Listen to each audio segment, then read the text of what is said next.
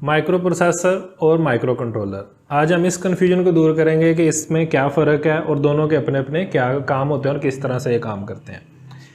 ये जो मेरे हाथ में है ये है माइक्रो कंट्रोलर। ये सारा नहीं, ये सारा बोर्ड तो इसके साथ वर्किंग करने के लिए है। इसमें जो ये चिप है, ये ऊपर वाली सिर्फ चिप, ये चिप जो है ये माइक्रो कंट्रोलर है। बाकी ये इसकी स्टोरेज है और बाकी इसको प्रोग्राम करने के लिए यूज़ होते हैं। जबकि ये है माइक्रो प्रोसेसर, ये आपके डेस्कटॉप, आपके जो है लैपटॉप, ये उनके अंदर लगते हैं। मोबाइल में भी जो होते हैं वो माइक्रो प्रोसेसर होते हैं, जो आपको बताया जाता है कॉलकॉम है या कोई भी आपके मोबाइल में जो भी माइक्रो प्रोसेसर लगा हुआ है वो भी माइक्रो प्रोसेसर होता है। अब इनमें फ़र्क क्या है, अब इसके साइज से अंदाज़ा लगा सकते हैं कि ये जो माइक्रो कंट्रोलर है बहुत इसके मुकाबले में बहुत ही छोटा सा है, ठीक है। और छोटा होने के बावजूद इसकी अपनी मेमोरी, इसके अंदर मेमोरी भी है। ये चिप इसकी स्टोरेज है, ये मेमोरी नहीं है। मेमोरी इसी के अंदर होती है जिसे हम रैम कहते हैं। रैम, कंट्रोलर, आईओ, हर चीज़ इसी चिप के अंदर ही मौजूद होती है और इसका साइज़ माइक्रो प्रोसेसर से कम होता है। और उसके बाद जब आपने इसके साथ कोई कम्युनिकेशन करें तो उसके लिए आपको यहाँ पर पिन्स मिलती हैं, उनके साथ आप कोई भी एक्सटर्नल डिवाइस जो है वो अटैच कर सकते हैं। तो एक चीज़ तो ये कंफर्म होगी कि ये अपने आप में एक पूरा एक सिस्टम है, इसको एक्सटर्नली कुछ ज़्यादा चीज़ों की ज़रूरत होती नहीं है। इसको चलाने के लिए आप सिंपली जो है इस कंट्रोलर के लिए आपको ये स्टोरेज चिप की ज़रूरत होती है। अदरवाइज़ कुछ कंट्रोलर ऐसे हैं जिनमें रोम बिल्ट इन नहीं होता है, उसको किसी और चिप की ज़रूरत भी नहीं होती, वो स्टैंड अलोन काम करते हैं। आर्डिनो के अंदर जो एटमल के काफ़ी सारी लाइनअप है उसके अंदर इसी तरह से कि आपको कोई भी एक्सटर्नल स्टोरेज चिप की ज़रूरत नहीं होती, आप डायरेक्टली उसको यूज़ कर सकते हैं। तो इनका काम क्या होता है, इनका काम होता है स्पेसिफिक सा। एम्बेडेड सिस्टम्स जो होते हैं, जो एक ख़ास काम करने के लिए बनाए जाते हैं, उनके अंदर माइक्रो कंट्रोलर्स लगते हैं।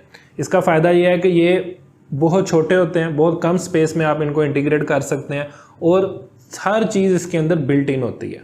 आपको कोई इनपुट आउटपुट चाहिए वो भी इसी के अंदर है, रैम भी इसी के अंदर, रोम भी इसी के अंदर, तो कोई एक्सटर्नल पार्ट्स आपको लगाने की इसके साथ ज़रूरत नहीं होती और ये अपने आप में वन मैन शो है।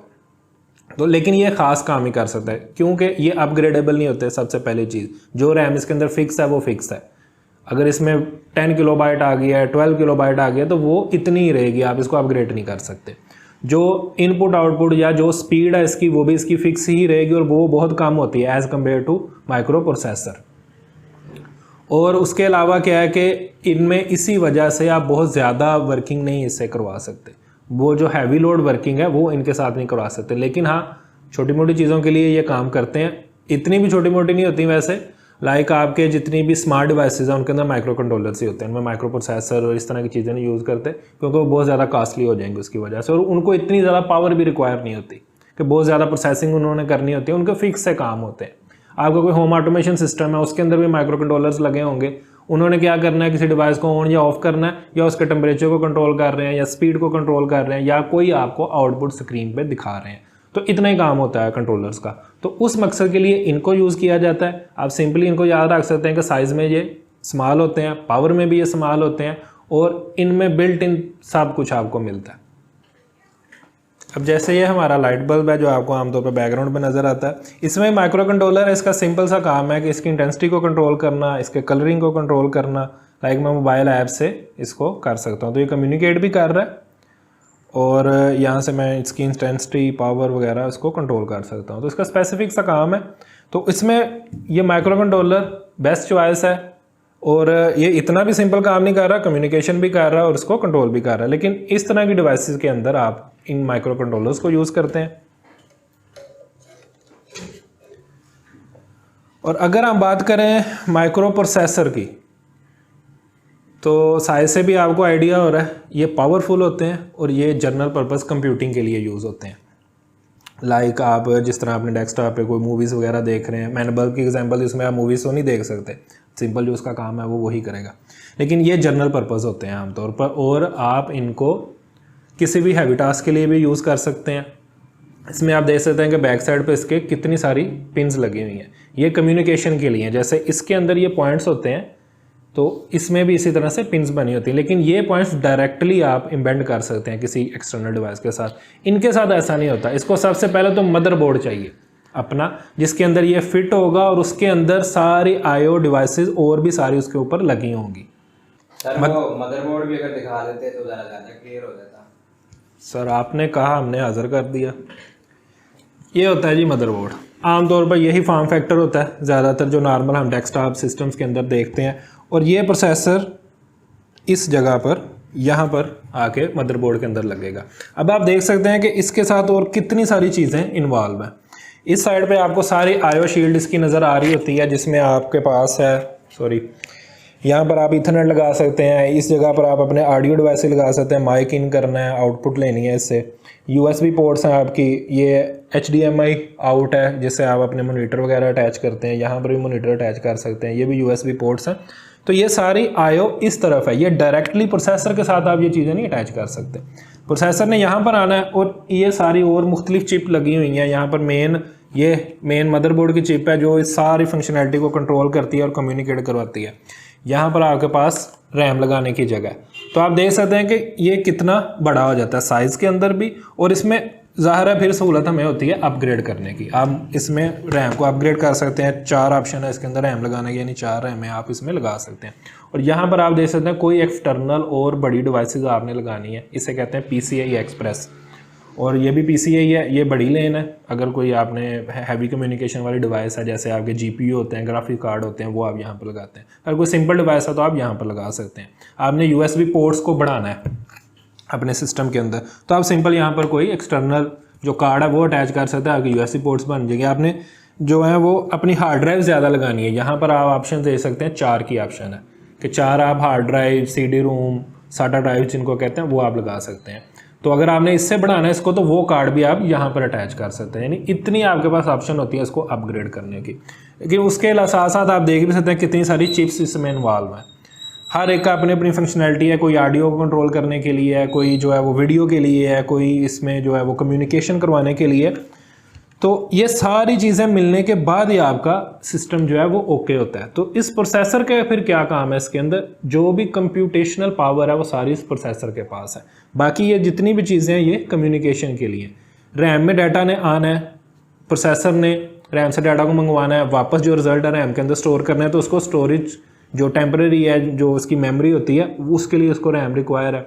परमानेंटली स्टोर करना है तो कोई हार्ड डिस्क या SSD जो सॉलिड स्टेट ड्राइव है वो उसको रिक्वायर है। और इसके अलावा और कम्युनिकेशन करनी है, माउस ने अटैच होना है, कोई भी एक्सटर्नल आईओ डिवाइस ने अटैच होना है। IO means input output devices. तो उसने अटैच होना है, तो वो सारा इसके साथ लगेंगे। लेकिन इसको चलने के लिए और भी सर्कुलेटरी और यहाँ पर चिप्स और सारा कुछ इसको रिक्वायर होता है। तो फिर इसका काम हो गया कंप्यूटेशन का। इसके अंदर फिर इसको 2 हिस्सों में डिवाइड किया जाता है। जो माइक्रो प्रोसेसर है इसके अंदर अरिथमेटिक और लॉजिक यूनिट, यानी एक ऐसा यूनिट है जो ALU इसको शॉर्ट में कहते हैं, जो अरिथमेटिक्स करता है, प्लस माइनस मल्टीप्लिकेशन डिवीजन इस तरह के सारे जो ऑपरेशंस हैं वो करता है। और एक होता है लॉजिकल यूनिट जो लॉजिक ऑपरेशंस परफॉर्म करता है, लाइक एंड, आर, नॉट और बिट शिफ्टिंग। उसके अलावा और भी कई सारी चीज़ें होते हैं। शिफ्ट रजिस्टर्स होते हैं इसके अंदर। रजिस्टर्स का क्या काम होता है, प्रोसेसर के पास डायरेक्टली इन्फॉर्मेशन ये नहीं होता कि ऐसे ही एकदम से इन्फॉर्मेशन आई और उसने प्रोसेस कर दिया। वो रैम से लोड करता है रजिस्टर्स के अंदर। रजिस्टर्स को आमतौर पर जब आप पढ़ते भी हैं तो इस तरह से ही आपको बताया जाता है, या आप इंटरनेट पर सर्च करेंगे कि ये हाई स्पीड स्टोरेज ही है एक तरह की। वो रैम से निकालता है, रजिस्टर्स में ले आता है। बल्कि रजिस्टर भी नहीं, उससे पहले आते हैं कैशे, और कैशे के भी 3 लेवल हैं, L1 cache, L2 cache, L3 cache. ये सारा कुछ इसको स्पीड अप करने के लिए किया जाता है। जो पहले बेसिक जो सिस्टम्स बनाए गए तो उनमें ये सारी चीज़ें नहीं होती थी। तो जैसे जैसे तरक्की हुई, एडवांसमेंट हुई, तो इन चीज़ों को इंट्रोड्यूस कराया जाए क्या। तो मैं थोड़ा सा फ्लो आपको समझा देता हूँ। जो भी डाटा आपका है वो पड़ा हुआ है रैम के अंदर, वो आपकी किसी भी परमानेंट स्टोरेज से लोड हुआ रैम के अंदर। रैम से वो जाएगा कैशे के अंदर। कैशे में वो 3 लेवल से गुजरेगा। उसके बाद वो चला जाएगा रजिस्टर्स के अंदर। रजिस्टर से वो फिर जाता है इन यूनिट्स के अंदर जो भी ऑपरेशन परफॉर्म करने के लिए दिया जाता है।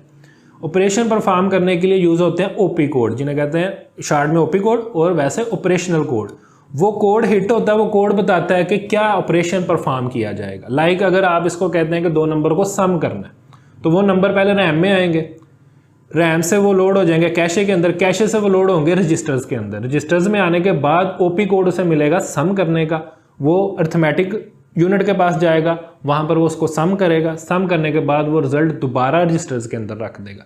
तो प्रोसेसर यही चीज़ देख रहा होता है कि उसने रजिस्टर से लिया और दोबारा रजिस्टर्स में रख दिया, वहाँ से फिर दोबारा से वो रैम के अंदर चले जाएंगे, रैम से वो फिर आगे होती है एक वी रैम, जिसे वीडियो रैम कहते हैं, वो वीडियो रैम में चले जाएंगे और वो आपको स्क्रीन पर नज़र आ जाएंगे। क्लियर है? Yes sir. अच्छा जी, तो ये सारा, ये मैंने बहुत सिंप्लीफाई किया, इसमें और भी काफ़ी सारी स्टेजेस होती हैं लेकिन वो बहुत टेक्निकल हो जाएंगी, लेकिन इन सिंप्लीफाई वे में ये इसी तरह से काम करता है। रैम से डाटा लिया, प्रोसेस किया और वापस रैम के ऊपर रख दिया, और फिर आगे ये जो बाकी की इसके अंदर सर्किट्स हैं और चिप्स हैं, उनका काम होता है कि उन्होंने जैसे जो वीडियो के लिए रिस्पॉन्सिबल है तो वो वीडियो का काम करेगी। अब आमतौर पर जो ये प्रोसेसर हैं इनमें बहुत कम ऐसे हैं जिनके अंदर जीपीयू बिल्ट इन नहीं होता, अदरवाइज इनके अंदर ग्राफिकल यूनिट भी होता है और जीपीयू को भी यही हैंडल कर रहे होते हैं। उससे क्या होता है, और ज़्यादा चीज़ें स्पीड अप हो जाती हैं, बजाय इसके कि वो पहले रैम में रखा जाता, फिर वी रैम में लोड होता और फिर आपके स्क्रीन पर नज़र आता, वो चीज़ भी इसी प्रोसेसर के अंदर ही हैंडल हो जाती है। तो प्रोसेसर के स्पेसिफिकेशंस में ये सारी चीज़ें लिखी होती हैं कि इसके अंदर कौन सा किस तरह का जीपीयू लगा हुआ है। जैसे आमतौर पर अगर आप देखें अपने सिस्टम में जाके तो वहाँ पर वो बता रहा होता है कि HD graphics, Intel HD graphics लिखा होता है, तो इसका मतलब होता है कि वो बिल्ट इन इंटेल के अंदर ही। अगर आपने कुछ एक्सटर्नल जीपीयू लगाया हुआ तो फिर वो उसके थ्रू रेंडर हो रहे होते हैं। तो ये हो गया बेसिक सा एक इंट्रो है कि माइक्रो प्रोसेसर और माइक्रो कंट्रोलर में क्या फ़र्क है। माइक्रो प्रोसेसर पावरफुल है, जनरल पर्पज़ है, बहुत सारे काम आपको करके देता है। इन शॉर्ट आप जो भी सिस्टम के अंदर कर रहे होते हैं वो सारा प्रोसेस यही कर रहा होता है, लेकिन इसको ये सारा कुछ करने के लिए ये वन मैन शो नहीं है, इसको बहुत सारा और कुछ भी चाहिए होता है। इसको मदरबोर्ड चाहिए, इसको रैम चाहिए, इसको कोई ना कोई स्टोरेज डिवाइस चाहिए, वो हार्ड डिस्क हो सकती है आपकी, कोई भी परमानेंट स्टोरेज डिवाइस हो सकती है, तो फिर ये वो सारी चीज़ें वर्किंग में लेके आता है। होप सो ये सारी चीज़ें आपके लिए और आज की जो डिस्कशन है वह काफ़ी इन्फॉर्मेटिव होगी। अपना बहुत सा ख्याल रखिएगा। अल्लाह हाफिज़।